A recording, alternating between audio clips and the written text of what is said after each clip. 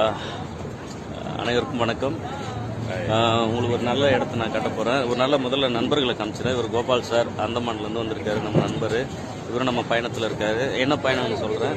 இவர் செந்தில் சார், இவர் ஆத்தூர்லேருந்து வந்திருக்காரு. ஸோ நாங்கள் எல்லாருமே மலேசியா வந்திருக்கோம். மலேசியானாலே உங்களுக்கு எல்லாருக்கும் ஞாபகத்துக்கு வருது பத்துமலை. இவர் தான் சொல்லுவீங்க, பத்துமலை முருகன். அப்படி இருக்கார் பாருங்க, அற்புதமாக. அவருடைய இங்கே நேராக பார்த்தா என்ன சிறப்புன்னா, அவருடைய இதழ் ரொம்ப அழகாக பண்ணியிருக்கிறாங்க. இதுக்காகவே நீங்கள் இங்கே வந்து பார்க்கணும். அப்புறம் இந்த மலை அடிவாரம் என்பது, இதுலேருந்து இந்த மலேசியான்னு பேர் வந்துச்சா, மலை ஆசியான்னு வந்துச்சா, அதெல்லாம் நம்ம அந்த ஆய்வு பண்ணுறதை காட்டிலும் இந்த அழகு ரொம்ப பிரம்மாண்டமாக வியப்பாக இருக்குது. எவ்வளோ புறாலாம் இருக்குது பாருங்கள். வாங்க நம்ம இந்த புறாவுக்கு மத்தியில் போவோம்.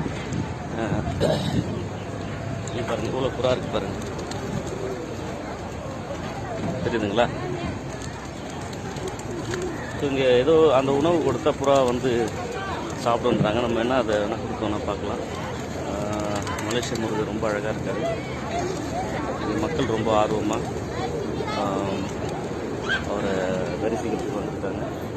ஒரு சின்ன பாப்பா புறாக்கு